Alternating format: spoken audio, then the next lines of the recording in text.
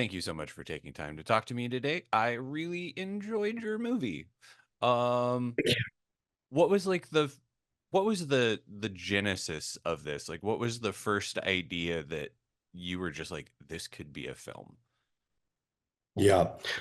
So I had written another script that was more of a high school film, and the main character had these younger brothers that were these dirt bike riding little rascals. And every rewrite I did, their parts got bigger and bigger until I decided it would be more fun to just do a movie starring these little dirt bike riding menaces. And so then I started writing that, and then it became this sort of simple quest that then I decided, okay, wait, it could be like this simple fairy tale kind of thing, Hansel and Gretel, Grimm's fairy tale-esque thing, but on dirt bikes set now, that would become this neo fairy tale genre as like a neo Western is to a Western.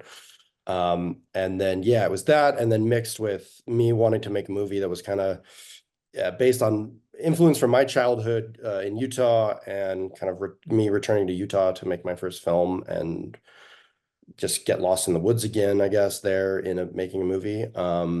So yeah, that I guess that was most of the There's genesis. there's sort of that like infamous movie quote, like never work with children or animals. And here's Works. your first feature that features, like four young kids in it. Yeah. What are, you know, like what are some of the challenges that come with that? Well, the biggest challenge for me is the SAG regulation, the time regulations. But obviously they have, the 8 hour, like 8 hours but they become more like you can only shoot with them for 8 hours.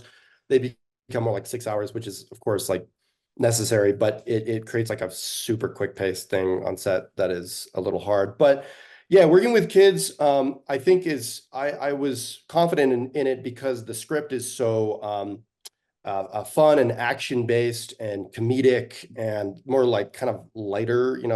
It's not a heavy drama, which that would be scary. I would have had a hugely different approach if I was directing kids in like a drama film. So, but I thought if I cast the right kids that are, funny and like fun and just like gung ho and they get it and they're into it and their parents are cool, like then it would click. And so yeah, that's what I did. I think it really like part of the kid's performance is like really like lent itself to sort of like the otherworldly quality of this. Like a lot of the character of Jody's lines are subtitled, which Yeah. I absolutely adore. It makes him seem like a character who's just slightly outside the other two. Yeah, for sure.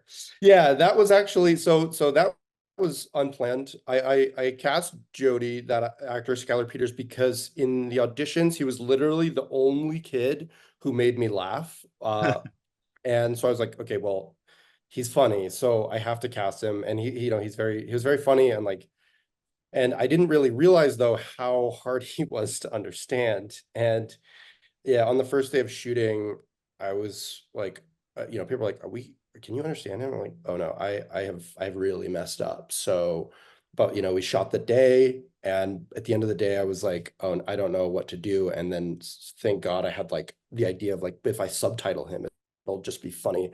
And because he's like the most eloquent one, he uses like the biggest word stuff. And so yeah, that was it sort of saved it. But yeah, he is a bit outside. I like him being the kind of younger brother that is almost too young to be on this adventure, and kind of just like playing along like with them and just following like, oh, if they're doing that, I'm doing that. Like, and a lot of stuff is kind of going over his head. Which is part of kid adventures, and like I don't know, just the kind of magic of like childhood and stuff is like you kind of some things are real, but some things are you're still learning, obviously. So I don't know. Did you have like difficulties? Because I mean, like in addition to writing and directing this film, you are in it. Like, does that present challenges, or does that make it easier because you're also in the scenes themselves? Yeah, it's a good question. It was some scenes were tough, like the campfire scene was, there were so many beats to that scene that was definitely a little tricky. But besides that, it was it went pretty smoothly. It did feel good to be one of the characters and be in the world. I love to, yeah, I write and direct. I love to do the concept design and production design, and being a character in the movie is sort of the full thing, the full immersion into the world. And I love the fact that my character is like literally like under the command of a character that I've created, which is, it's sort of symbolic, I guess, for my whole like life, I guess. But yeah, no, it's fun. Yeah, it was fun. So I just feel like you went really far in terms of challenging yourself with your debut feature. The kids, as we've talked about, you're in the film, as we've talked about, but I mean, it's also shot outside and on 16 millimeter. Yeah, and a lot of night shoots too. Yeah. Yeah, there was a lot of challenges, but I don't know. I'm a big believer in like luck favors the bold, and luckily it did for the most part, I think.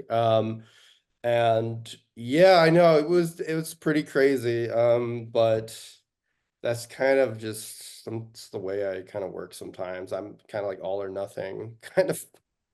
I don't know. Yeah, but luckily it was all right. Well, and I mean, it has been very well received. It played at Con, and now you've got this Blu-ray coming out from Vinegar Syndrome. How did you end up working with them?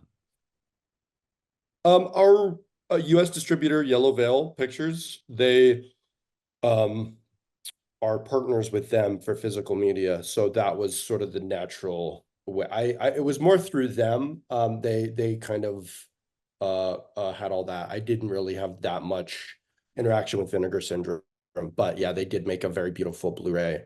Um, with a beautiful booklet in it and lots of extras on the Blu-ray. I have not seen them yet. And they also made a lovely vinyl record of the soundtrack too. Yeah, which I'm very happy about. I was going to ask about that soundtrack that's coming out through Enjoy the Ride Records, because like it just I read something that you don't like to work like the idea of working with a composer terrifies you, which is why you source music. Like where did you discover all of these amazing dungeon synth bands who, like, all of these disparate artists work really well to score this picture? Yeah, so yes, working with a composer does terrify me a bit. I don't know, there's so much music that exists, and it's really scary to me to have like, okay, this person is making the music that has to be the music for the movie when there is like so much out there. All the tracks were, none of them were actually composed for the film. Um, except for some of the main like Riddle of Fire theme by Hole Dweller. He did some like piano versions of that. But besides that, they were all tracks that I basically discovered the genre of dungeon synth when I was writing the script, and I was like, okay, this is definitely the vibe for the film. And I went on a when I was during the post production, I went on this gigantic like um delving into the genre of dungeon synth and listening to hundreds of artists, buying tons and tons of music, and kind of piecing together the entire soundtrack into the film, almost like a patchwork of tracks, and kind of seeing which worked well in certain ways. So yeah, that's sort of how it came to be. But I do think, yeah, dungeon synth, it feels pretty perfect for this film. Yeah. So towards the end of the film, like, I don't want to spoil this for people because it was such a delightful surprise for me, but we will say there's a dance party. It involves a fairly well-known yacht rock song. Was that the song you wanted to use, or were there other songs that were playing like on set as this dance party occurs? Yeah, there were originally I was going to use a different song, and we played different songs on set for them to dance to. While I was editing the dance sequence, I quickly became, of course, very sick of listening to this song. So I was editing it with, no music. And then I had Spotify playing in the background. And it was like Spotify radio. And that song came on, Baby Come Back by Player, as I was editing. And I was like, editing the slow motion shots. And I was like, oh wow, this is, and I listen to a lot of music, but I miraculously had never heard that song, that hit. And then I was like, how have I, and then I'd ask my friends, they're like, oh yeah, I know that song. I'm like, how have I never heard that? And so since I'd never heard it, it kind of gave it a real like fresh thing to me.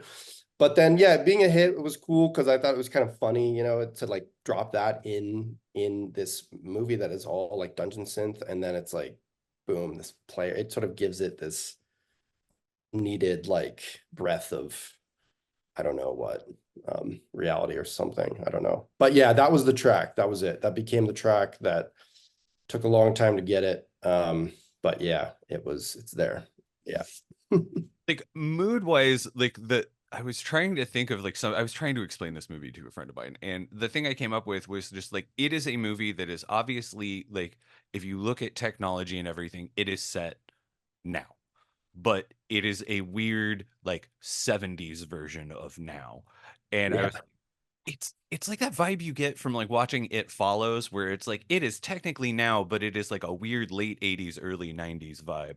And I feel like it also has like that same sort of visual like style to it. Like, were you trying to did you want it to feel like sort of like a Streets of Fire, sort of another time, another place vibe when you were shooting this, where you never quite feel when you are?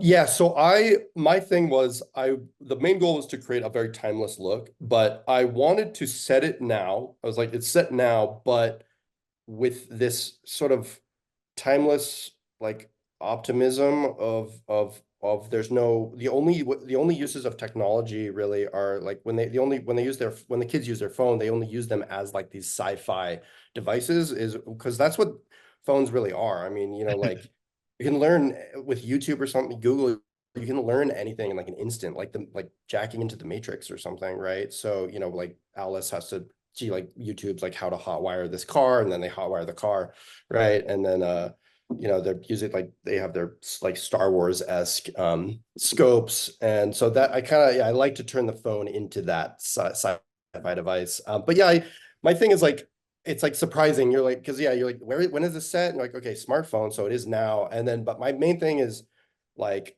it's the optimism of like kids can still have these types of adventures and still dress this cool and like be like this nowadays as well. So this film will be out very shortly on Blu-ray, and so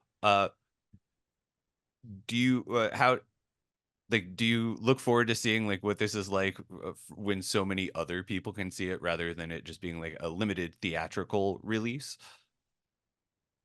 Absolutely. Yes. Yes. I'm very glad that there's a really awesome physical uh merch to it, physical media, Blu-ray. Yeah, absolutely. The wider the audience, the better, of course. So this is done and out in the world, and so I always like to end these conversations by asking creators like, what do you have in the works that you can talk about? Yeah, so I'm working on my next feature film. I finished the script recently, and aiming to shoot next spring. And it's a bit different from Riddle of Fire. It's a Euro crime thriller set in Spain. So yeah, it's much more of like an adult movie. But yeah, sort of, yeah, so that's it. Well, that is absolutely wonderful. Weston, I want to thank you for taking time out of your morning to talk to me. This has been Yeah, thanks, really Nick. It was great talking to you.